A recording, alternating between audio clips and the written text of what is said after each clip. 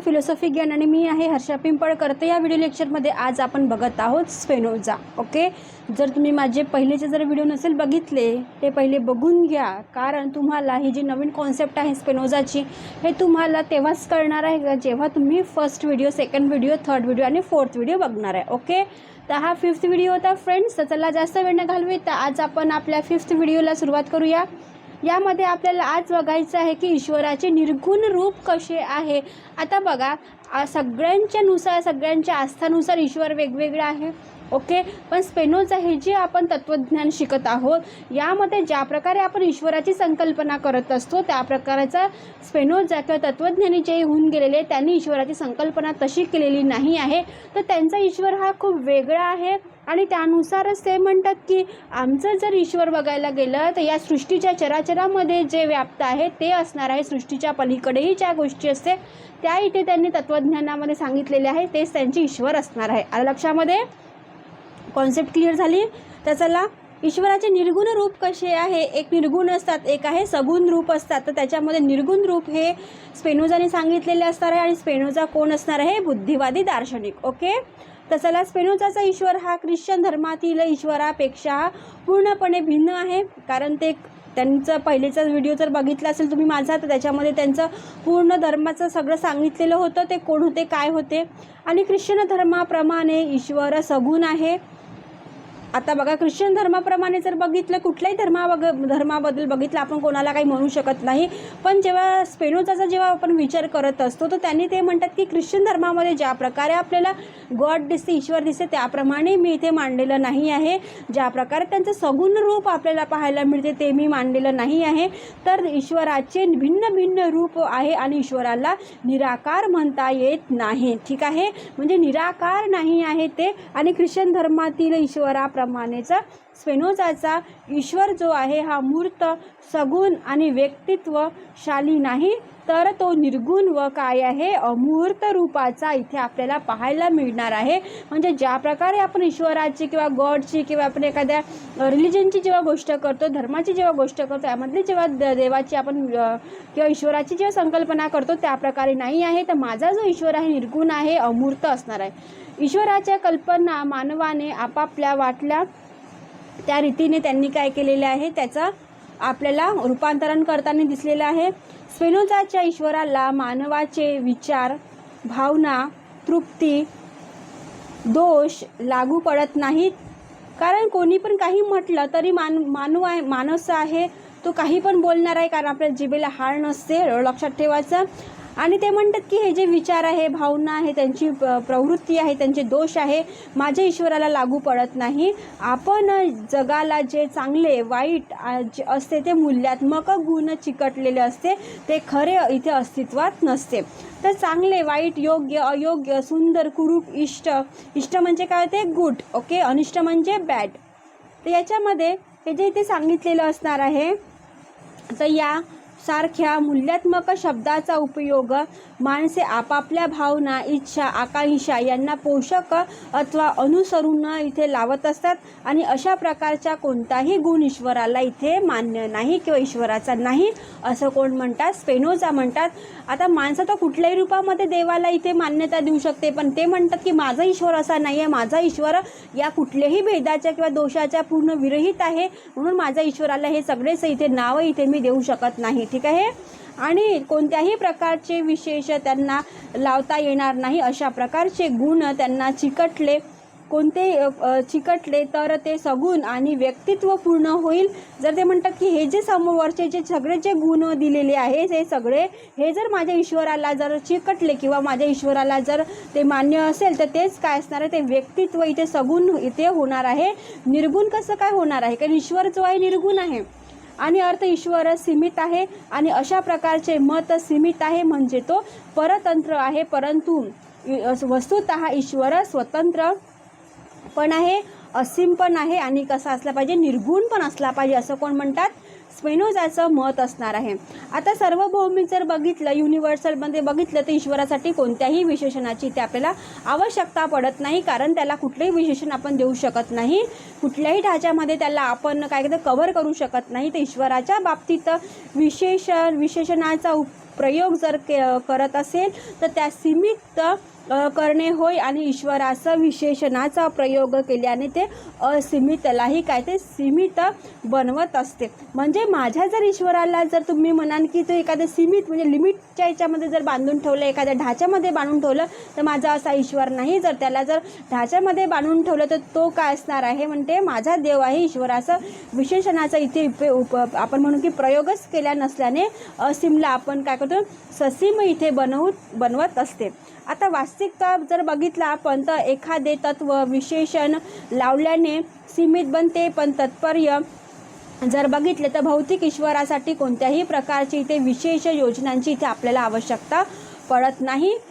तर म्हटले तर स्पिनोझाचा जो ईश्वर आहे हा भारतीय तत्वज्ञानातील उपनिषेधातील निर्गुण ब्रह्म सारखेच असणार आहे. कारण बघा इंडियन जेव्हा फिलॉसॉफी आपण पाहायला मिळत असतो, जेव्हा उपनिषेधाची जेव्हा गोष्ट असते तेव्हा तिथेही निर्गुण ब्रह्माची तिथे आपल्याला तुम्ही बघितलं असेल तिथे लिहिलेलं असणार आहे, त्याचा आपण विचार केलेला आहे. पण उपनिषेधातही ब्रह्माची व्याख्या नेती केलेली असणार आहे.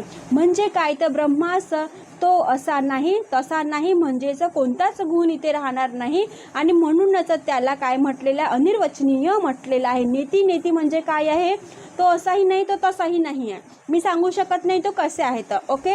म्हणजे जेव्हा आपण उपनिषेधाची जेव्हा गोष्ट करतो आणि त्याच्यामध्ये जेव्हा ईश्वराची निर्गुण जेव्हा आपल्याला व्याख्या केलेली असणार आहे तर स्पिनोझा म्हणतात की माझा पण ईश्वर कसा आहे निर्गुण आहे. म्हणजे बघा किती डीप जाऊन त्यांनी इथे विचार केलेला असणार आहे, खूप मूलभूत एकदम बेसिक इथे कॉन्सेप्ट त्यांनी सांगितलेली असणार आहे. तर अनिर्वचनीय म्हणजे काय ते शंकराचार्य जे आहे तर यांचं जे शंकराचार्याचं काय आहे अनिर्वचनीय हे काय आहे सत पण असू शकते असत पण असू शकते दोन्ही पण असू शकते ओके. असं त्यांनी सांगितलं म्हणजे रज्जू पण असू शकते आणि सर्पही असू शकत नाही किंवा दोन्ही पण असू शकत नाही असं त्यांनी सांगितलेलं असणार आहे. म्हणून अनिर्वचनीय हे शंकराचार्याचं एक काय हे सिद्धांत असणार आहे.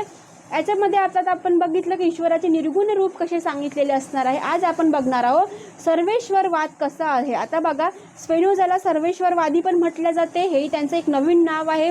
स्पिनोझाला सर्वेश्वरवादी का म्हटलं जाते हे तुम्हाला जर क्वेश्चन आला तर तुम्ही हे लिहू शकलं पाहिजे.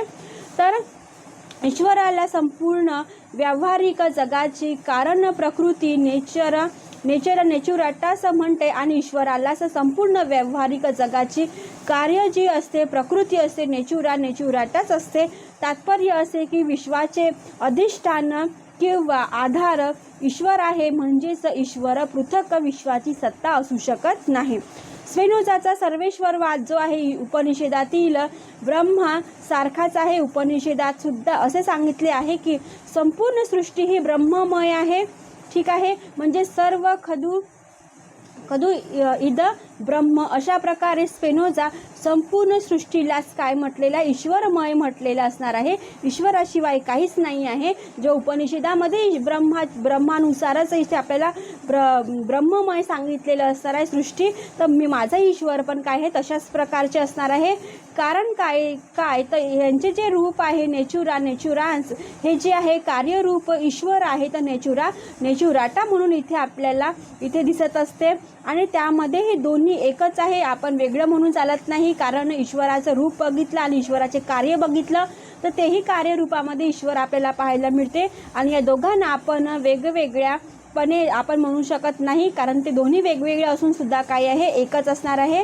हे दोन्ही प्रत्यक्षात परस्पराहूनही काय आहे भिन्न नसतात, ते दोघांमध्येही संबंध अविभाज्य आहे. कारण कार्य हे दोन्हीही रूप एकाच वस्तूची असतात. तो एकच ईश्वर कारण म्हणून पाहिल्यास आपल्याला कर्ता दिसत असते. आता कर्ता म्हणजे कोण, जो करत असते तो लक्षामध्ये, म्हणजे याच्यामध्ये आपल्याला दोन कारण आणि कार्य दिसत असले तरी ते काय आहे एकच आहे आणि तोही कोण असला पाहिजे म्हणजे ईश्वर असला पाहिजे. ईश्वर कोण आहे कर्ता आहे आणि तेच स्वतः कार्याच्या रूपात विशिष्ट वस्तूच्या व घटनाच्या रूपाने इथे आपल्याला प्रत्यक्षामध्ये इथे प्रतीत होत असते.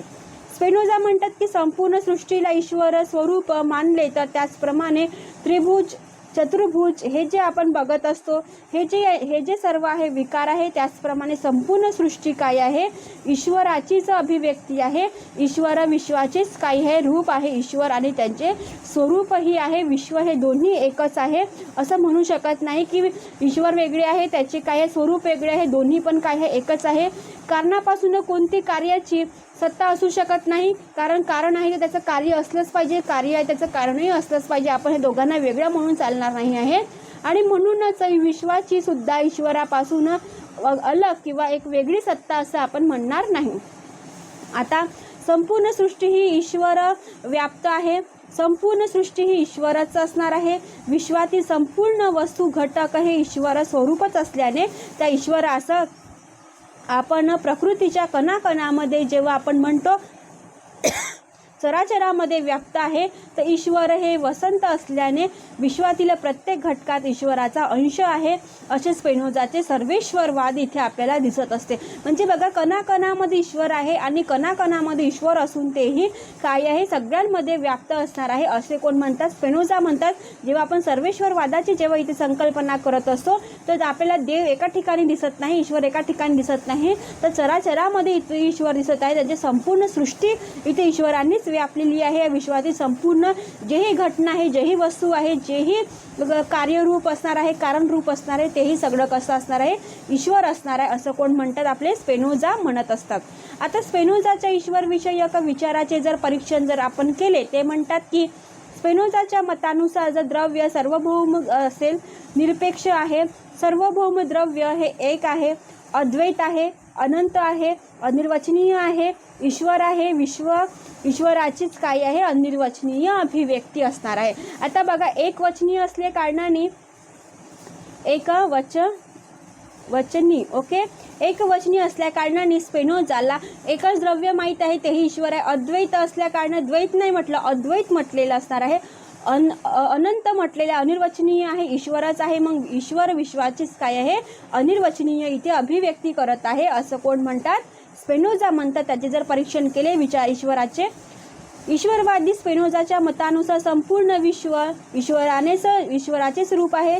ईश्वर आकार असूनही सगळ्यांचे कारण आहे. परंतु या ठिकाणी एक प्रश्न निर्माण होतो की ते म्हणजे ईश्वर आणि विश्व कोणत्या प्रकारचे असतात, त्याचा संबंध काय आहे आणि कोणत्या प्रयोजनातून ईश्वर सृष्टीची इथे निर्मिती होते, हेही आपल्याला क्वेश्चन पडणं महत्त्वाचं आहे.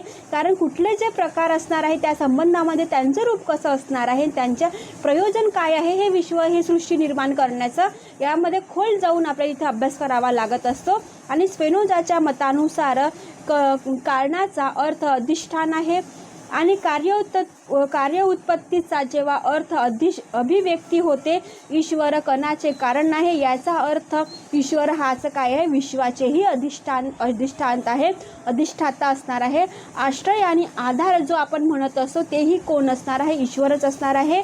आणि पुन्हा जर विचार केला तर आपण विश्व हे ईश्वरापासूनच निर्माण झालेले असणार आहे आणि त्यांचा अर्थ विश्व हे ईश्वराचीच काय आहे? आवश्यक अभिव्यक्ती असणार आहे. ज्याप्रमाणे आपण त्रिभुजाचा विचार करत असतो, चतुर्भुजाचा विचार करत असतो, त्याप्रमाणेही ईश्वर काय आहे? सर्वोपरी आहे, कार्यत्व उत्पत्ती आहे. ईश्वराचेच कारण काय आहे? ईश्वर असणार आहे. विश्वाचे कारणही ईश्वर असणार आहे आणि ईश्वर हाच काय आहे? अधिष्ठान असणार आहे. कशाचा? विश्वाचा. आणि ते म्हणतात की ज्याप्रमाणे त्रिभुज आहे, चतुर्भुज आदी हे जेव्हा अनंत दिक इथे आपल्याला विकार मात्र इथे पाहायला मिळते, त्याचप्रमाणे विश्व जे आहे ईश्वराचाच एक काय आहे? विकार मात्र असणार आहे. आणि स्पेनोजाचे वरील ईश्वर विषयक जे विचार आहे भारतीय दर्शनामधील संख्यांच्या सत्कार्यवादाचे काय एक परिणाम आहे. इंडियन फिलॉसॉफी जर तुम्ही बघितलेली असेल तर त्याच्यामध्ये संख्यांनी जे सत्कार्यवादाची कॉन्सेप्ट सांगितलेली आहे त्यासारखे स्पेनोजाचे पण इथे विचार असणार आहे. त्याचप्रमाणे त्यांचे विचाराचेही इथे त्यांनी काय दिले? ईश्वराचे विचार सांगितलेले असणार आहे. सत्कार्यवादाच्या विरुद्ध नैयायिकांचा असत्कार्यवाद इथे आपल्याला पाहायला मिळते, आरंभ आहे. आणि ज्या अडचणी सत्कार्यवादात निर्माण झालेल्या आहेत त्या सर्व स्पेनोजाच्या ईश्वर विषयक विचारात असल्याशिवाय राहणार नाही. आणि म्हणूनच स्पेनोजाचा निर्दोष आहे असे इथे म्हणता येणार नाही. म्हणजे त्यांचे जे विचार आहे ते निर्दोष आहे असं आपण म्हणू शकत नाही. ठीक आहे. तर ते म्हणतात की यामध्ये ज्या प्रकारे नैयायिकांनी सत्कार्यवादाची जेव्हा गोष्ट केलेली आहे, सांख्यांनी जेव्हा सत्कार्यवादाची जेव्हा गोष्ट केलेली आहे, त्या विश्वाच्या रूपामध्ये जेव्हा आपल्या चतुर्भुज आणि आपल्याला म्हणून की त्रिभुज ज्याप्रमाणे आपल्याला दिसत असते, त्याचप्रमाणे इथे काय आहे, स्पिनोजाचे इथे आपल्याला ईश्वर आहे, सर्व गुण संपन्न आहे आणि सर्वेश्वरवादी आणि काय आहे, ईश्वर काय आहे, निर्गुण रूपामध्ये त्यांनी बघितलेलं असणार आहे. तर इथे हा व्हिडिओ संपलेला आहे फ्रेंड्स. यानंतरचे व्हिडिओ मी लवकरात लवकर तुमच्यापर्यंत पोहोचविण्याचा पुरेपूर प्रयत्न करेल. तर thank you for watching my video friends. व्हिडिओला लाईक करा, शेअर करा, सबस्क्राईब करायला विसरू नका. ओके, प्लेलिस्ट मी इथे बनवलेली असणार आहे. बाय.